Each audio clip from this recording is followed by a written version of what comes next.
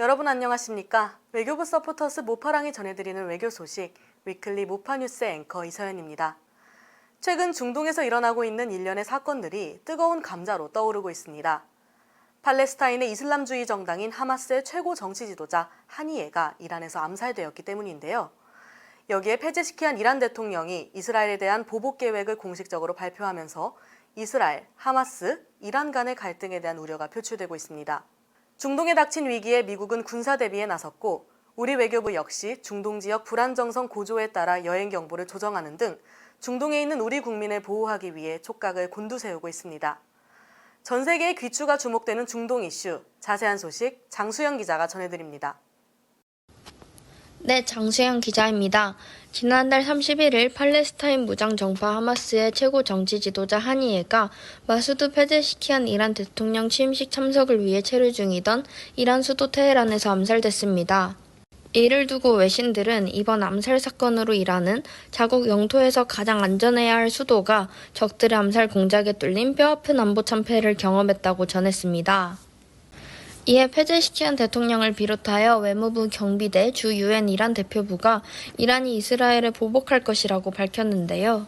이란이 이스라엘에 대한 직접적인 보복 공격을 공식화하면서 이스라엘과 하마스 간 전쟁에 이란도 참전할 수 있다는 우려가 커지고 있습니다.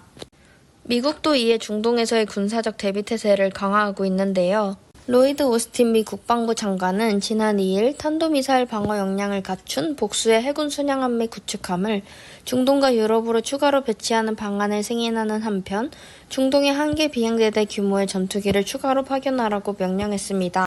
미국, 캐나다, 프랑스, 영국, 이탈리아, 독일, 일본으로 구성된 G7의 외무장관들은 지난 4일 긴급 화상회의를 열고 중동 지역의 현재 위기와 관련된 모든 당사국들이 긴장 사태를 악화시키지 않도록 행동을 자제해달라는 요구를 내놓았습니다.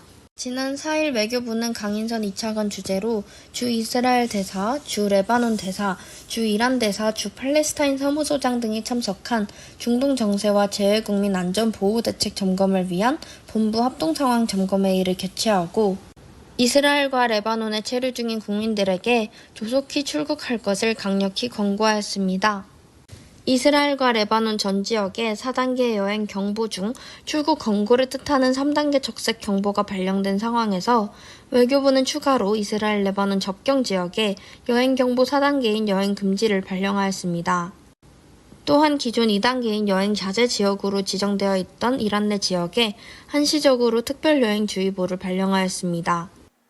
네, 장수영 기자 잘 들었습니다. 이렇듯 중동에서 일어나고 있는 일들은 중동 국가들뿐만 아니라 전 세계적으로 적지 않은 영향을 끼치고 있습니다.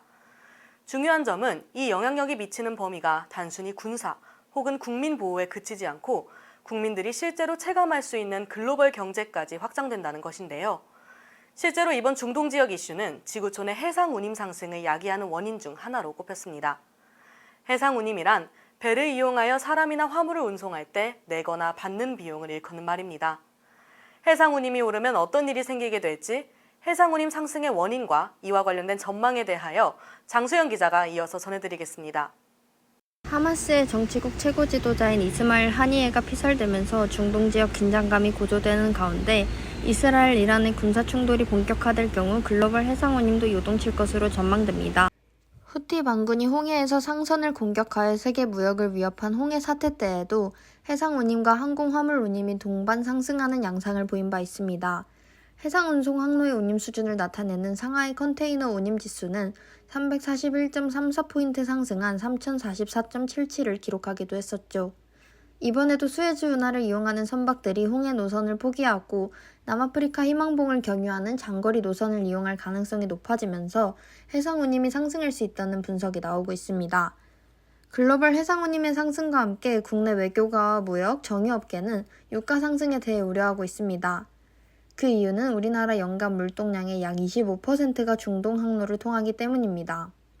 정지양 아산정책연구원 중동연구센터장은 우리 에너지의 약 70%가 중동에서 오기 때문에 정세가 요동치면 홍해와 호르무즈 해협의 안보도 흔들릴 것이라며 이러한 중동 국가 간 충돌은 우리나라의 경제적 타격으로 가장 크게 와닿을 것이라고 말했습니다. 정규철 한국개발연구원 경제전망실장은 국제유가 인상은 산업구조상 국내 물가에 큰 영향을 미칠 수밖에 없다며 경제 전반에 영향을 미치면서 내수에도 부정적인 영향을 끼칠 것이라고 우려했습니다. 우리 정부는 유가 급등이 최근 안정세로 접어든 소비자 물가에까지 직접적 영향을 미칠 수 있기에 우향후 높은 경계심을 갖고 시장 변동성을 면밀히 모니터링하겠다고 밝혔습니다. 지금까지 모파뉴스 장수현 기자였습니다. 이란과 이스라엘, 하마스 간의 첨예한 대립 관계는 전 세계적으로 큰 영향을 미칠 전망입니다. 중동 지역의 이슈가 어떻게 전개되는지에 따라 각국이 취해야 할 조치도 상이해지는 만큼 향후 흐름을 더욱 주의 깊게 살펴봐야 할 것입니다. 외교부 서포터스 모파랑이 전해드리는 외교 소식, 위클리 모파뉴스, 오늘 준비한 소식은 여기까지입니다. 시청해주신 여러분 고맙습니다.